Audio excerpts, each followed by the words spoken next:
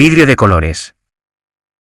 Algunas leyendas urbanas tienen una forma de entretejerse en las comunidades como un brillante acento. Cuando era mucho más joven, nuestro cuento local favorito era la historia del ángel de Grapevine. Un ángel de concreto desgastado y agrietado vigilaba en el cementerio de Grapevine la tumba de alguien cuyo nombre ya se había borrado por completo de la lápida porosa. Los viejos del pueblo decían que, si besabas a tu verdadero amor frente a la figura de piedra bajo la luz de la luna llena, las alas del ángel aletearían. Mi generación no se conformaba con un cuento popular entrañable. La mayoría ya no lo hace, al menos hoy en día.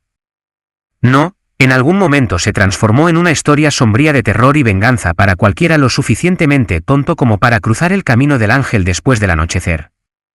Desaparecieron los dulces pensamientos de encontrar un amor eterno, y en su lugar llegó un ángel vengador. La angustia adolescente siempre ha estado presente en cada generación, aunque creo que se vuelve un poco más oscura con cada década que pasa. Dos manos de piedra que alguna vez se alzaron hacia el cielo se habían desprendido hacía mucho tiempo. El tiempo y la erosión se las llevaron, si le preguntabas al encargado del cementerio. Un borracho furioso las disparó en un arranque de ira, si le preguntabas a cualquiera de mi generación. Lo encontraron más adelante en el camino, decían, sin ojos y con una mano de piedra metida en su garganta. Por supuesto, ambas historias son puras mentiras. ¿Cómo lo sé? ¿Evidencia? Siempre confío en la evidencia. La primera versión del cuento es dulce, no me malinterpreten. ¿A quién no le encantaría pensar que podrías besar a tu chica bajo la sombra de una lápida y descubrir si era la destinada solo para ti? Admito que lo intenté. Rose Ellis y yo nos paramos bajo la luz de la luna frente a ese ángel el verano antes de nuestro último año de secundaria. Esas alas de piedra permanecieron inmóviles mientras nos besábamos en la oscuridad. Aún así nos casamos y pasamos muchos años felices juntos, hasta que un aneurisma cerebral se la llevó demasiado pronto. La segunda versión también es falsa, y la evidencia lo respalda. No existe ningún registro de un hombre encontrado en Sancut Road sin ojos y con una mano de piedra en su esófago. Supongo que algunos podrían pensar que existe una remota posibilidad de que haya sucedido. Si eres local, casi seguro pensarás que estoy equivocado. Lo entiendo, pero una vez más, la evidencia está de mi lado. Verán, me uní al departamento de policía de Madison unos años después de la secundaria. El turno de noche en un pueblo de menos de 20.000 habitantes no era precisamente emocionante. Claro, habría un par de arrestos por intoxicación pública o algún allanamiento ocasional, pero muchas de nuestras noches las pasábamos en la estación escuchando el escáner y atendiendo llamadas aquí y allá. Durante mi primer año en el trabajo, revisé informes antiguos de 1960 a 1990 buscando un solo archivo que corroborara el asesinato del ángel de Grapevine. ¿Adivinen qué? No encontré ni una maldita cosa. Sigan la evidencia. Por lo general, no los defraudará. Las leyendas urbanas, como dije, tienen una forma de entretejerse en una comunidad. El ángel de Grapevine duró generaciones, y hasta donde sé, los relatos aún persisten hoy. Expulsé a más de un grupo de estudiantes de secundaria de ese cementerio en plena noche, hasta que ascendí a detective de homicidios. Los policías aún se reían en la sala de descanso cuando alguien mencionaba haber sorprendido a un grupo de niños allí. Pero no estoy aquí para hablar del ángel. Lamento si se sienten engañados. Mis pensamientos divagan más a menudo que nunca estos días.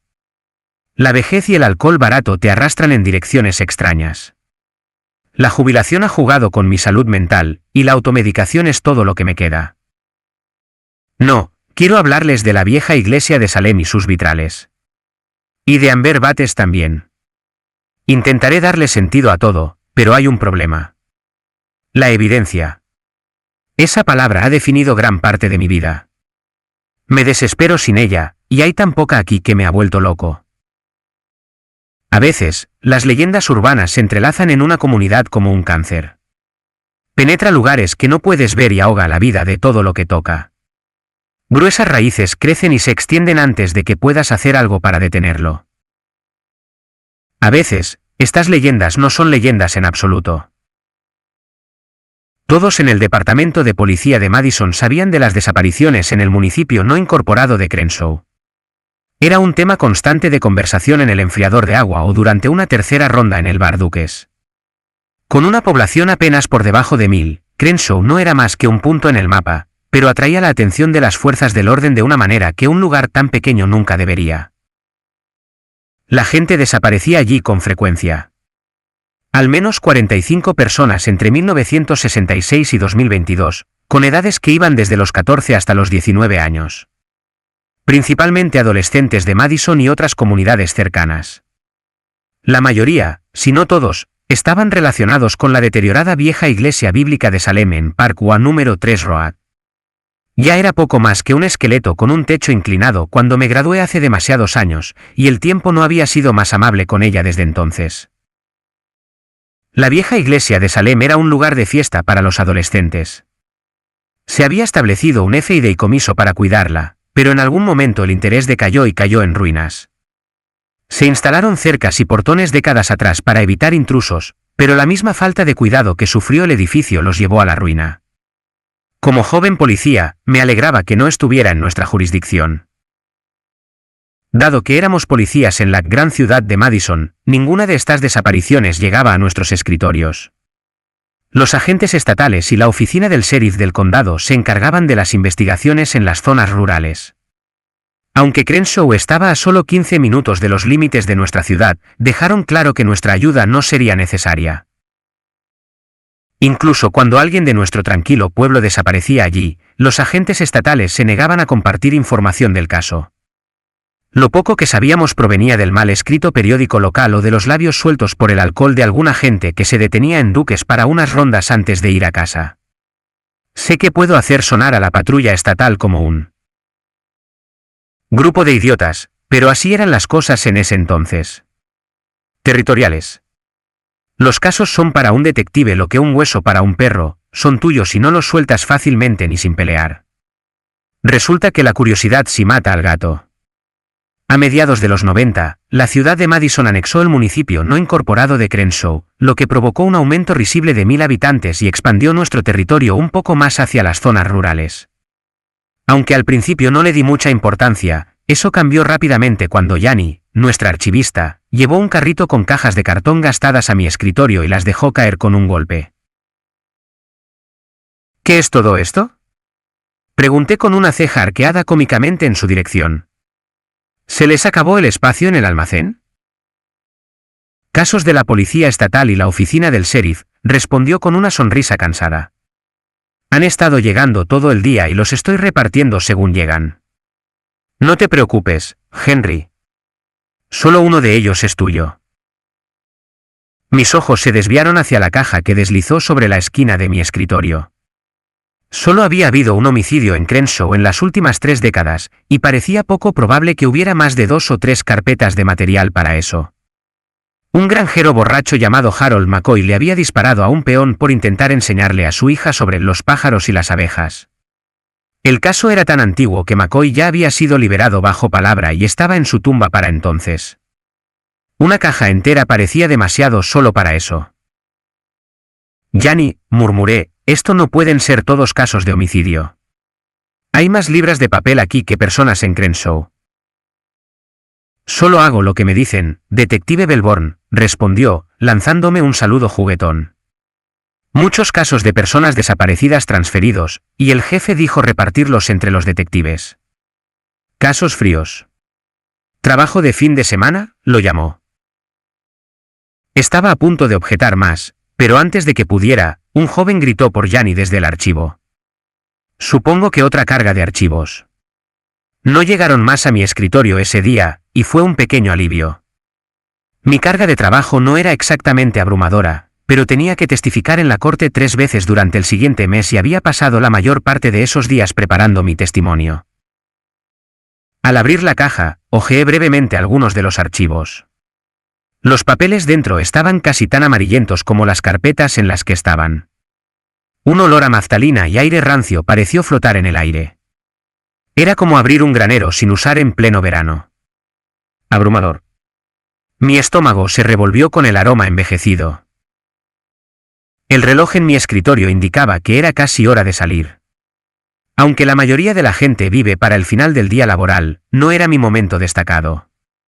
La casa era un lugar solitario. Solo una caja vacía en la que me sentaba hasta que me dormía. Nada más que yo y ensueños de cómo debería haber sido la vida. Rose había muerto menos de un año antes, y yo debería haber estado en casa cuando sucedió. Tal vez podría haber ayudado. Probablemente no, pero esos pensamientos intrusivos les gusta quedarse a tomar algo cuando se cuelan. La encontré en el suelo de la cocina después de trabajar un turno doble. Sus ojos estaban abiertos y tenía una expresión confundida en su rostro. Quizás sintió el aneurisma antes de que se rompiera. Quizás estaba tratando de recordar qué especia buscaba en el gabinete.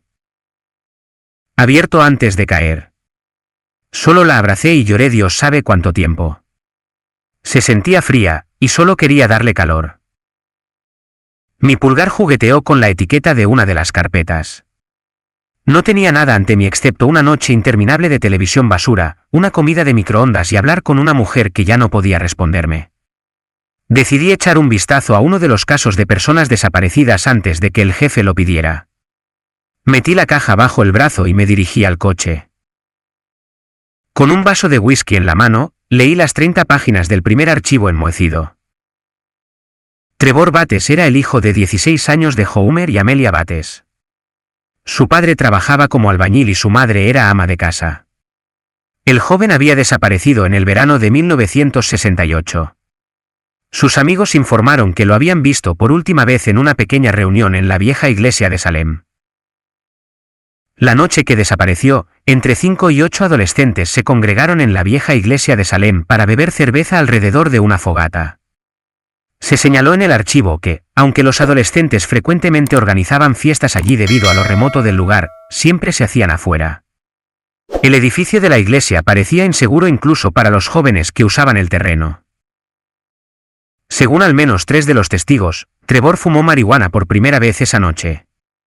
Nadie lo describió como fuera de control, pero verbalmente dijo que quería explorar el interior de la iglesia. Los otros intentaron disuadirlo de entrar al peligroso edificio, pero él insistió en que necesitaba entrar. Una joven no identificada les dijo a los investigadores que Trevor le confió que alguien de la escuela le había dicho que si entraba a la iglesia bajo la luz de la luna llena, los vitrales de la capilla le mostrarían 5 escenas de su pasado y una de su futuro. Ella le mostró que todas las ventanas estaban rotas, pero Trevor insistió en que necesitaba entrar. Mientras el resto del grupo se sentaba alrededor de la fogata bebiendo cerveza, Trevor se escabulló y entró a la iglesia.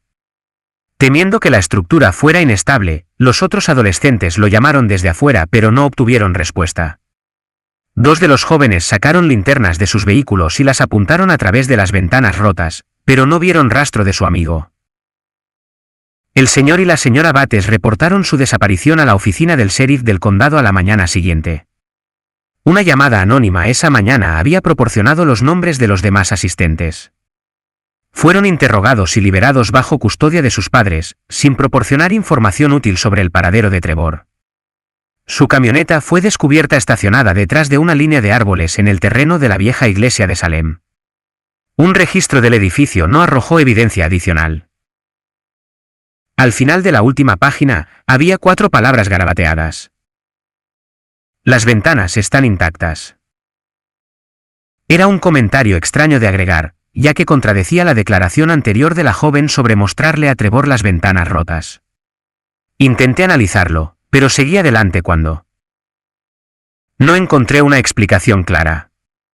Aún así, me molestaba como comida atorada entre los dientes. Nadie volvió a ver o hablar con Trevor. El caso no tenía nada de especial. Eran los 60, la era del amor libre, la droga barata y la juventud sin rumbo. No era raro en esos días que algún joven aburrido del campo se subiera a una vieja camioneta Volkswagen con un grupo de completos extraños y se fuera a buscar iluminación en la costa. Un montón de adolescentes borrachos y drogados diciendo que desapareció en una vieja iglesia era difícil de creer. Pero el chico había desaparecido. Él y más de 20 más. Sin contacto. Sin evidencia. Sin cuerpos. Simplemente se esfumaron como humo en la brisa. Aunque solo tenía la intención de leer el primer archivo, me encontré sentado en la mesa de la cocina mientras el sol asomaba en el horizonte. Había revisado todos los casos esa noche y hasta la mañana siguiente. A veces un chico desaparecía en una fiesta.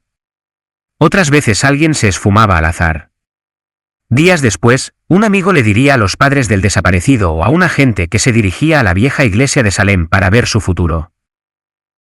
Había menciones ocasionales de mayor patrullaje en la zona. Los agentes estatales y los alguaciles hacían revisiones regulares del lugar, pero era difícil cubrirlo.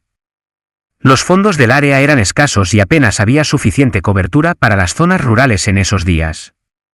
Incluso en la ocasión en que un agente se topaba con una fiesta en la vieja iglesia, los chicos se dispersaban como el viento antes de que un patrullero pudiera bajar por el camino de grava lleno de baches. Tras una desaparición, los patrullajes aumentaban. Pero tenemos memoria corta. Después de que una madre angustiada sale del ciclo de noticias, los patrullajes suelen redirigirse a áreas más pobladas. Es como si nunca aprendiéramos una maldita lección. Cada desaparición llevaba de vuelta a esos malditos vitrales. Me había reído las primeras 2 o 3 veces. Me recordó al ángel de Grapevine de mi juventud. Estos chicos acudían a la iglesia por la misma razón por la que llevé a Rose al cementerio para ese beso hace tanto tiempo. Un posible vistazo al futuro.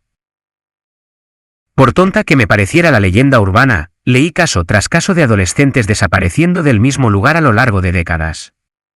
Padres y hermanos afligidos ocasionalmente llamaban a nuestro departamento después de que anexáramos el municipio. Algunas de las personas llevaban desaparecidas 2 décadas, pero podías escuchar el dolor fresco en sus voces. Leí cada maldito archivo de esos casos de principio a fin al menos una docena de veces en las horas más pequeñas de la noche. Tomando notas sobre similitudes, especulando sobre el perfil de un asesino en serie que dudaba que incluso existiera. La frustración de los agentes borrachos en Duques tenía sentido. Simplemente no había maldita evidencia en esos archivos.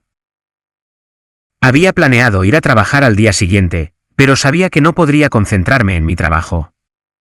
Con mi mejor imitación de una voz griposa, llamé a despacho para informarles que no iría. En cambio, me subí a mi camioneta y conduje hacia Crenshaw. Parkway número 3 Road solo era una carretera por el nombre. En realidad, no era más que un camino de grava lleno de baches y parches altos de hierba. Mi vieja camioneta retumbaba bruscamente en los hoyos y sobre los repentinos desniveles. El agrietado campanario de la vieja iglesia de Salem se asomaba sobre la línea de árboles frente a mí como el cuello torcido de un buitre esperando a que su próxima comida muriera. Un escalofrío recorrió mi espalda mientras el miedo se apoderaba de mi cuerpo. Sabía que debería dar la vuelta, pero mi pie se mantuvo firme en el acelerador y siguió empujándome hacia adelante. Al rodear la línea de árboles que la ocultaba, la iglesia entera apareció ante mí. Encaramada en una pequeña colina, la estructura de madera gris parecía a punto de derrumbarse en cualquier momento. Fragmentos brillantes de vidrio de colores bordaban los marcos de las ventanas, como un arco iris de colmillos. Así había lucido durante décadas. Una vez un lugar de culto, ahora no era más que un refugio para jóvenes borrachos. Sentada al pie de la colina, sobre el capó de un maltratado Ford Taurus azul, había una joven. Aparqué la camioneta a unos metros de la visitante inesperada y me acerqué a ella. ¿Cómo estás hoy, señorita?, pregunté con la voz más amable que pude reunir. No esperaba encontrar a alguien allí en pleno día, y su presencia me inquietaba. Tenía el cabello largo y castaño que enmarcaba un rostro traviesamente bonito. El humo flotaba a su alrededor en la brisa perezosa de la tarde. Se parecía un poco a Rose, y me partió el corazón. ¿Eres el policía?, preguntó, y me quedé helado. ¿Perdón? Se deslizó del capó de su auto y caminó hacia mí. Nuestras miradas se encontraron, y la intensidad de la suya casi me hizo apartar la vista. Sentí como si estuviera mirando dentro de mi alma. Casi como si supiera algo de mí que yo mismo desconocía. Pregunté si eres el policía, repitió en un tono suave pero serio. No pensé que aparecerías. ¿Por qué esperarías encontrarme aquí?, pregunté. No te conozco. Yo tampoco te conozco, dijo con una sonrisa burlona. Pero aquí estamos. Soy el detective Henry Belborn, del Departamento de Policía de Madison, dije, sacando mi placa del bolsillo trasero. La miró con la intensidad de una asesina entrenada. ¿Cuál es tu nombre? Italy Sky, respondió con vacilación. Eso suena poco probable, dije. La joven se encogió de hombros y miró al suelo. ¿Te importaría mostrarme alguna identificación? No tengo que mostrarte mi identificación, escupió. No he hecho nada ilegal. Nadie dijo que lo hubieras hecho, respondí. Solo me gusta saber con quién hablo. Metió una mano en su bolsillo trasero y me extendió una tarjeta plastificada. La tomé con cuidado y la examiné. Amber Bates llenaba la línea del nombre en la tarjeta, junto a una foto de ella con la misma sonrisa cautivadora. Mira, dijo, no mentí. Mis padres me llamaron Italy cuando nací, pero lo cambiaron unos meses después. Pero me gusta. Es único. Y evita que la gente me pregunte por mi tío. ¿Quién es tú? Comencé, pero las palabras murieron antes de que pudiera terminar la frase. Su tío era Trevor Bates. Durante horas, Amber y yo nos sentamos en la parte trasera de mi camioneta, fumando sus cigarrillos y haciendo todo lo posible por no mirar la iglesia esquelética frente a nosotros. Cuando le pregunté por qué estaba allí, solo repetía que se suponía que debía encontrarse conmigo. Le pedí que lo explicara, pero dijo que no tendría sentido. Hice lo posible por dejarlo pasar, pero la vaguedad se enquistó en mi mente. Era la hija del hermano menor de Trevor Bates. Desde que tenía memoria, su familia solo hablaba de él en voz baja. Cada vez que veía fotos de él y les preguntaba a sus padres que le contaran más sobre él, cambiaban de tema. Un familiar desaparecido siempre es un tema delicado, pero Trevor Bates había sido el primero de muchas desapariciones en ese maldito lugar, y la familia lo llevaba como una carga alrededor del cuello. Las historias de su tío perdido la persiguieron durante toda su etapa escolar. Los niños se burlaban de ella, y los maestros interactuaban con ella lo menos posible. La chica creció como una paria debido a las supersticiones del pueblo. Asentí y fumé mientras me contaba sobre esos años difíciles. Conocí a un chico agradable en la secundaria, sin embargo, dijo con una sonrisa. Michael Buster. Solo teníamos 17, pero pensé que tal vez nos casaríamos, ¿sabes? Su nombre golpeó mi cerebro como un rayo. Michael Buster había desaparecido 7 años atrás en la vieja iglesia de Salem. Unos estudiantes de último año de secundaria acamparon a unos 50 pies de donde estábamos sentados en mi camioneta. Cuando los chicos despertaron a la mañana siguiente, Michael había desaparecido y las puertas de la vieja iglesia estaban abiertas hacia adentro. No se sospecha juego sucio, decía su archivo. Conocí a mi esposa cuando tenía 17, dije con un nudo en la garganta. El dolor nunca desaparece realmente cuando pierdes a alguien. Amber me miró confundida. Noté que se preguntaba cómo sabía lo de Michael, así que golpeé mi placa entre nosotros para indicar silenciosamente de dónde había sacado la información. Me sonrió con tristeza y asintió antes de encender otro cigarrillo. Necesito irme, dijo mientras sus zapatos tocaban la tierra compactada. Fue un placer conocerte. Amber. Italy, llamé mientras caminaba hacia su auto. ¿Cómo sabías que me encontrarías aquí? Se sentó en su auto y encendió el motor. Entré después de que Michael desapareció, dijo, señalando la iglesia a través de la puerta abierta del auto. Lo vi en los vitrales. ¿Qué viste? Pregunté con voz ronca. Mi pulso se disparó y sentí la sangre caliente y los latidos de mi corazón en los oídos. No entres, Henry, respondió. Creo que eso es lo que la última ventana quería que te dijera. ¿Qué viste? Grité, pero ya era demasiado tarde. Amber cerró la puerta de su auto y aceleró por el camino accidentado. Observé cómo las columnas de polvo flotaban en el aire y las luces traseras rompían la oscuridad de la noche. Más tarde descubriría que, como tantos otros, nadie volvió a hablar con Amber. Su Ford Taurus azul fue encontrado a 20 millas del pueblo, a un lado de la autopista Pennyrile. Nunca vi el informe, pero siempre me pregunté qué decía. Probablemente, no se sospecha juego sucio. Amber había dejado el resto de su paquete de cigarrillos en la parte trasera de la camioneta, y me senté en la oscuridad, fumándolos todos mientras contemplaba la estructura de la vieja iglesia de Salem. Los faros de los autos en la autopista cercana atravesaban la deteriorada estructura, dando la ilusión de que cosas oscuras se movían entre las tablas de madera de las paredes. Sabía que debería subir al auto e irme a casa, pero quería entrar y ver el lugar por mí mismo. Quería evidencia. Abriendo la oxidada caja de herramientas en la parte trasera de mi camioneta, tomé una linterna y una palanca. Encendí la luz y la apunté hacia la iglesia, con Billy revolviéndose en mis entrañas. Mientras comenzaba a caminar hacia la puerta, me sentí como un niño asustado de la oscuridad. No había una razón sensata para sentir tanto terror. Empujé la puerta, esperando cierta resistencia del marco deformado, pero para mi sorpresa, se abrió suavemente. Filas de bancos astillados llenaban el santuario interior, bañados por la luz de la luna que se filtraba a través de los agujeros del techo. Un viejo perchero cubierto de tela harapienta se inclinaba torpemente contra el púlpito, como un ministro de otro mundo. A ambos lados del santuario, había elaborados vitrales que parecían brillar en la oscuridad interior. La linterna y la palanca cayeron de mis manos mientras avanzaba en trance. Eran cautivadores. A la izquierda, cerca de la puerta, había una escena de un niño y un perro jugando frente a un arroyo. Era Gilligan, mi primera mascota. Jugábamos juntos todos los días después de la escuela hasta que lo atropelló un auto. Al lado, había una imagen mía durante un partido de béisbol de la secundaria. El número 3 estaba grabado en la parte trasera de mi jersey, y un bate colgaba de mi mano derecha mientras observaba la pelota volar por el aire. Fue el único jonrón que hice en mi vida, y el entrenador me gritó que corriera a home. Un tercero mostraba a Rose y a mí bajo un ángel de concreto, besándonos bajo la luz de la luna.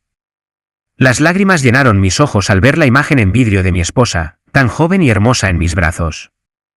La felicidad y la tristeza se mezclaron en mis venas. Al dirigir mi mirada a la otra pared, la ventana más lejana mostraba una visión de mí mismo en la ceremonia de graduación de la Academia de Policía. Era joven, delgado y tan orgulloso ese día. Todavía tan inconsciente de cómo ese trabajo me alejaría de la mujer que amaba. En el centro, 2 personas estaban sentadas en la parte trasera de una vieja camioneta, fumando cigarrillos. Era la imagen perfecta de esa misma tarde, mientras hablaba con Amber. El vidrio blanco de su sonrisa brillaba ante mis ojos. No había notado que sonreía mientras hablábamos, pero ella debió hacerlo. Algún recuerdo feliz en su océano de tristeza la había conquistado por un momento. Mis ojos se desviaron al suelo por un momento mientras un zumbido de tinnitus llenaba mis oídos. La siguiente ventana sería la que me mostraría el futuro. Esperaba que, al igual que Amber, se me permitiera salir de ese lugar miserable, a diferencia de tantos otros. Pero en el fondo, temía que la ventana me mostrara lo que se había llevado a tantos antes. Con un suspiro de horror y resignación, miré hacia la 6ª ventana. Había un hombre mayor, con una mata de cabello blanco peinado hacia un lado, sentado en uno de los bancos de la iglesia. Rojos, amarillos y naranjas brillantes se unían para crear una pared de llamas detrás de él. Figuras oscuras se alzaban en el fuego, mirando hacia el hombre desolado. Mirándome a mí. Giré y corrí hacia la puerta, saliendo a la fresca brisa nocturna y la reconfortante luz de la luna.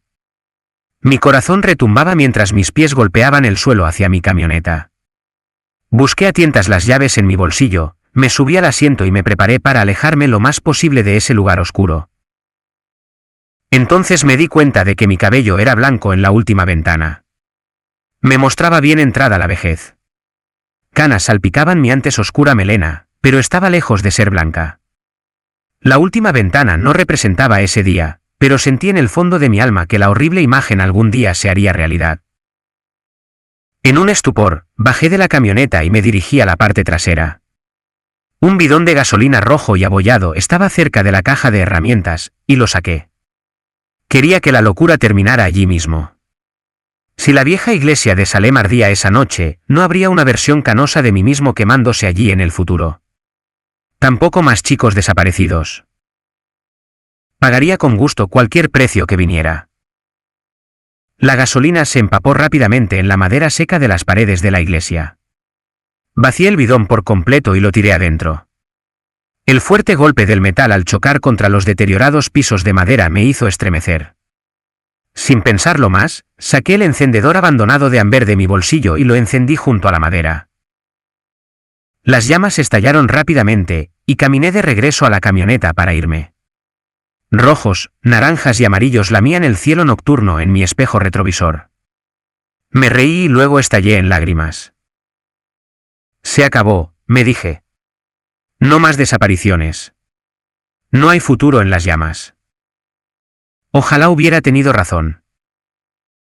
Pasé el resto de la noche bebiendo whisky junto al escáner de la policía en mi garaje. Los comentarios fueron mínimos esa noche. Mi ansiedad aumentaba con cada minuto que pasaba mientras esperaba escuchar a alguien reportar el incendio en Parkway número 3 Road. Había sido casi medianoche cuando llegué a casa, y a las 3 de la madrugada todavía no había ni un susurro.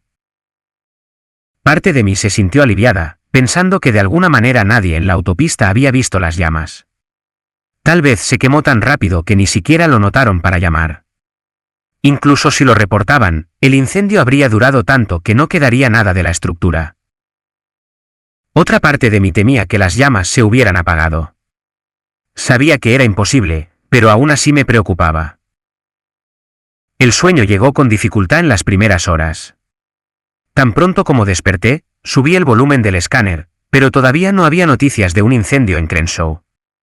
Mi estómago pesaba, y una nueva sensación de terror me invadió. Me subí a la camioneta y conduje lo más rápido que pude hacia Parkway número 3 Road, bajando por el camino sinuoso. No había camiones de bomberos ni vehículos de emergencia. No había humo. Solo la línea de árboles que ocultaba la vista de donde debería estar la iglesia.